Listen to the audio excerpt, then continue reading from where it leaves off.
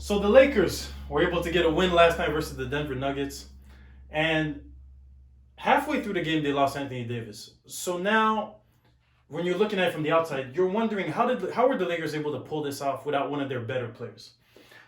The two things that stood out to me in this game are LeBron's versatility and Thomas's Bryant's activity. Okay, and I'm going to fast forward to the end of the game where you guys are able to see something, and I'm going to rewind it afterwards for us to be able to understand how did we get to this point. With 4 minutes left, we have LeBron, right? The ball's going to go to LeBron.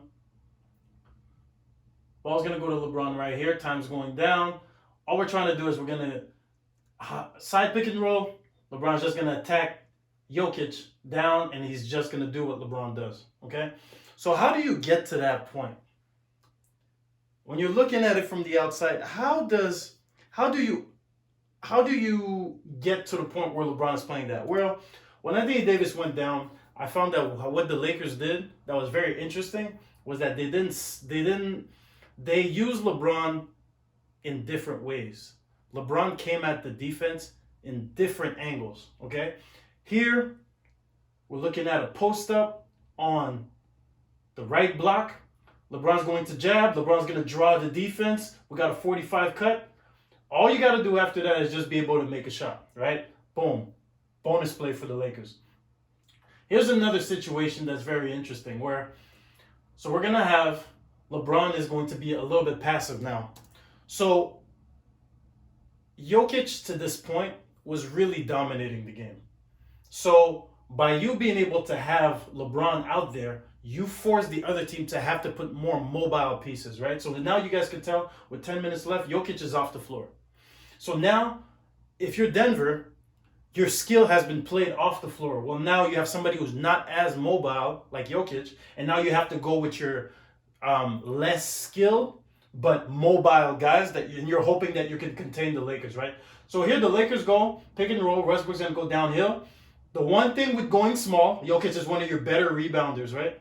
When you go small, a lot of times what happens is you give up a lot of offensive rebounding, right? And you can see that the Lakers on this possession were able to go get 2 shots at it. And Denver just doesn't have one of their better rebounders on the floor, right? Here's one where LeBron's going to grab this in transition, right? Just put a little bit of pressure. We're going to Pat Bever's going to slip this. So now we got Jamal Murray in the post, right? Again, in the pod, we got 45 cuts. It doesn't work. Now, we don't settle. We don't just settle for the 3. We don't just wait and let's allow the defense to dictate what we're going to do. What we're going to do is going to put more pressure on the defense, right? So LeBron is going to go into this and go set a pick and roll, right? Side pick and roll, same thing. Now, this is a concept that I would love to see a lot more teams, a lot more coaches implement. Even though your best player is not necessarily a roller, sometimes just putting him in the roller engages the rest of the defense and opens up for the rest of your team, right? So we're going to rewind this play, and we're looking like LeBron automatically here is looking to put pressure on the defense. All eyes are on LeBron. Eyes on LeBron, eyes on LeBron, eyes on LeBron, eyes on LeBron. And we're going to turn here, boom, eyes on LeBron. So everybody's looking at LeBron already as a ball handler. When he's handling the ball, it's easier for the team to be able to set. And you guys could see that everybody kind of collapses into the paint to not allow him to get downhill, right? Everybody now is not worried about everybody else. We got 1, 2, 3, 4, 5 guarding LeBron right here, okay? So if LeBron tries to attack this, he's going 1-on-5. It's going to be a contested shot. It's going to be a tough shot, right?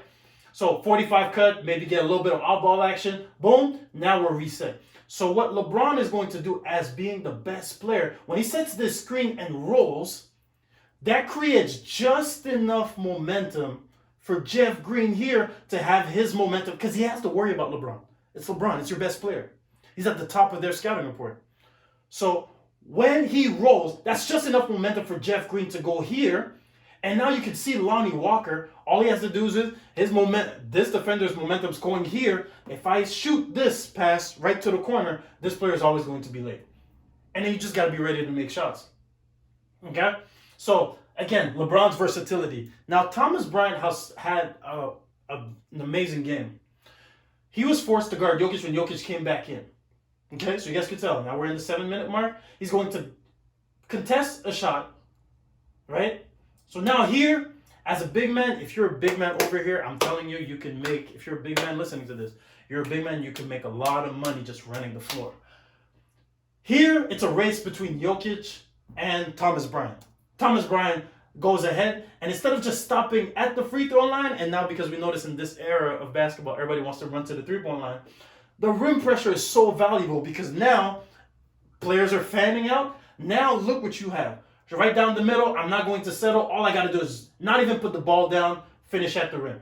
Okay? We're going to look at this. Again, same concept, win the race. Contested shot, rebound. We have Jokic and Thomas Bryant. Let's look at the activity. Let's look at how fast we get down. We beat him right going down the floor, and we're able to get this shot, and we're able to get this contest. So now, what happens on the next play?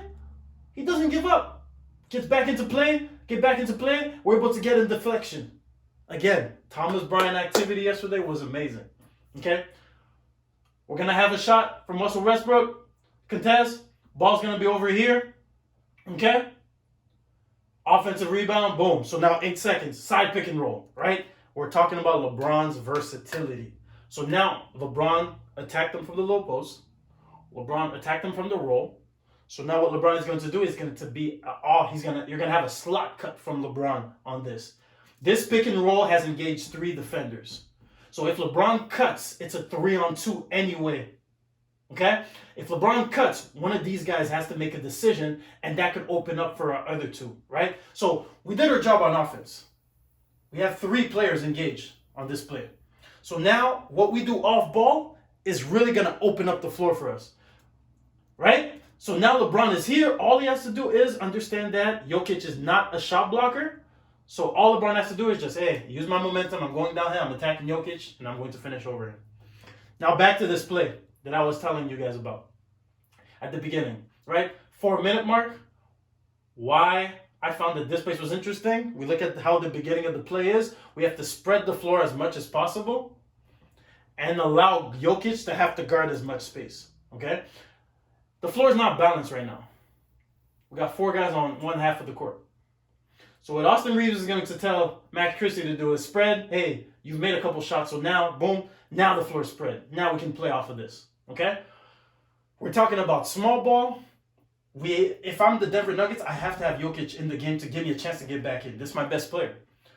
But defensively, where Jokic is seen as somebody who is at a disadvantage, is that he's not able to guard the perimeter. He's not able to switch the same way as all the other players were, right? So now the way that Denver chooses this is they have to drop it, right? So now LeBron gets to the paint, and we know when things get to the paint, it's hard.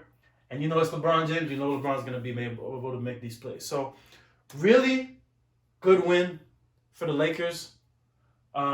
Very happy at how LeBron was using so many different ways to attack the defense. And very happy with the way that Thomas Bryant was able to be very active in his role, stepping in for Anthony Davis.